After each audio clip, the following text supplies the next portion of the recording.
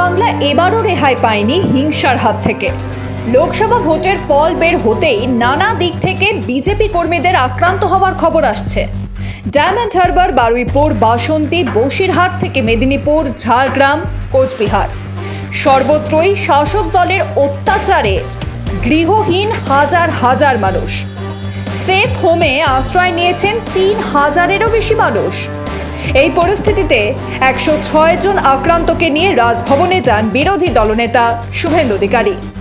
রাজ্যপাল তাদের কথা মন দিয়ে শুনেছেন বলে জানান শুভেন্দু অধিকারী।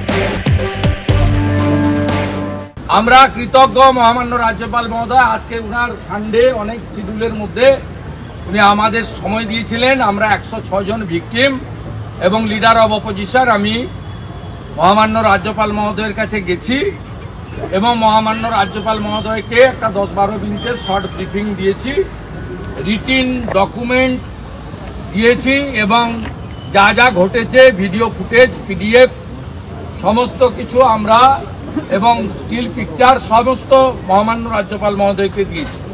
আমরা অত্যন্ত খুশি। পশ্চিমবাংলার অত্যন্ত মিষ্টি ভাষা বাংলাতে মহামান্য রাজ্যপাল মহোদয় আজকে অন লাইভ তিনি ভিকটিমদেরকে সম্বোধন করেছেন এবং বলেছেন ভিকটিমদের জন্য আমার দরজা খোলা, পুলিশ মন্ত্রীর জন্য দরজা বন্ধ।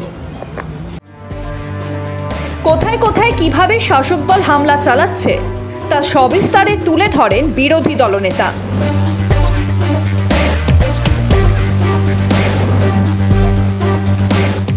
আমি দায়িত্ব নিয়ে বলছি, আপনাদের নাটাবাড়িতে, সিতাইতে, মাথাভাঙাতে, দিনহাটাতে এবং আপনার কোচবিহার সাউথে এবং ব্যাপকভাবে এখানে আমাদের এসসি মোর্চার নেতা সঞ্জয় নায়ক আছেন, তার বাড়ি এটা নিয়ে তৃতীয়বার ভাঙা হল। ২১ সাল থেকে পরপর করা। এই মাকে কিভাবে মাথা ভাঙা হয়েছে, কিভাবে রড দিয়ে, ইনি বিজেপির কোনো কর্মকর্তা নয়, এর অপরাধ ইনার পরিবার বিজেপিকে সমর্থন করেছে। এইভাবে প্রত্যেক ইনার মন্দির পর্যন্ত, এই যে ঠাকুরকে দেখছেন ইনি সন্ন্যাসী, ইনার মন্দির পর্যন্ত পুরো মন্দির ভেঙে দেওয়া হয়েছে। উনি এখন কলকাতাতে রাস্তায় ঘুরে বেড়াচ্ছেন, গাছের নিচে, ফ্লাইওভারের নিচে জীবনযাপন করছেন।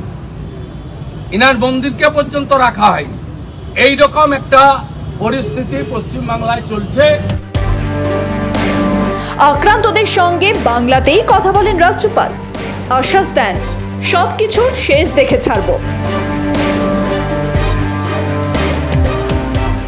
আমরা হিংসার বিরুদ্ধে লড়াই করব, একসাথে করব।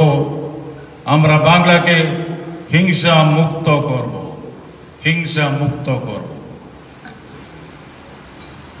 আমি নেতাজির নামে শপথ করে বলছি, আমি কবিগুরু রবীন্দ্রনাথ ঠাকুর নামে শপথ করছি, আমি স্বামী বিবেকানন্দের নামে শপথ করে বলছি, আমি শেষ পর্যন্ত লড়াই লড়ব, লড়াই লড়ব।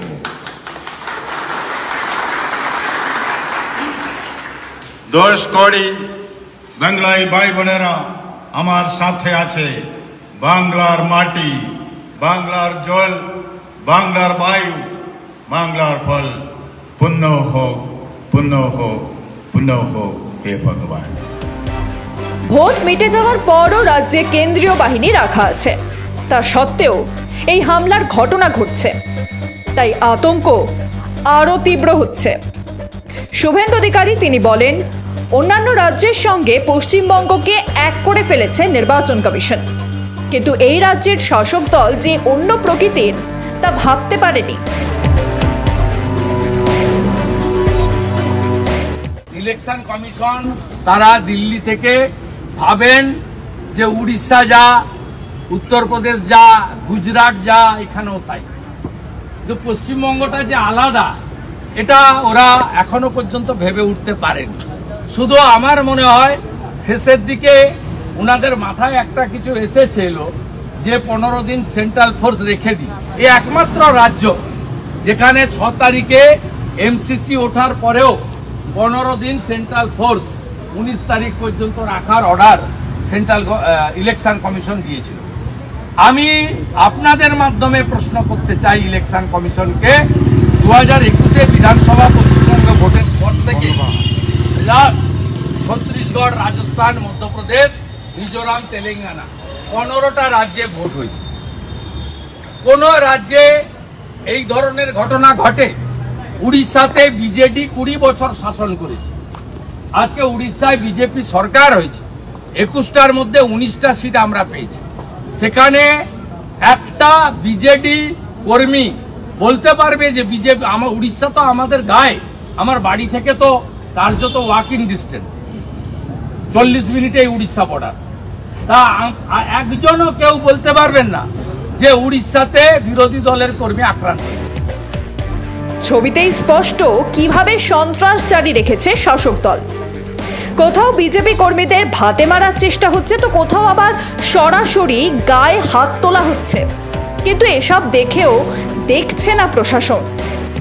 সবকিছু জেনেও মুখ্যমন্ত্রী নির্বিকার। রাজ্যের প্রশাসক হিসেবে বারবার তারই উদাসীনতাই ফের প্রশ্ন তুলছে তার মানসিকতা দেখে। তিনি কি ঘুমোচ্ছেন নাকি ঘুমের ভান করছেন? এ ব্যাপারে আপনাদের কি মনে হচ্ছে লিখে জানান আমাদের কমেন্ট বক্সে। আর প্রতিবেদনটি পছন্দ হলে লাইক করুন, শেয়ার করুন এবং অবশ্যই সাবস্ক্রাইব করুন। ব্যুরো রিপোর্ট মাধ্যম।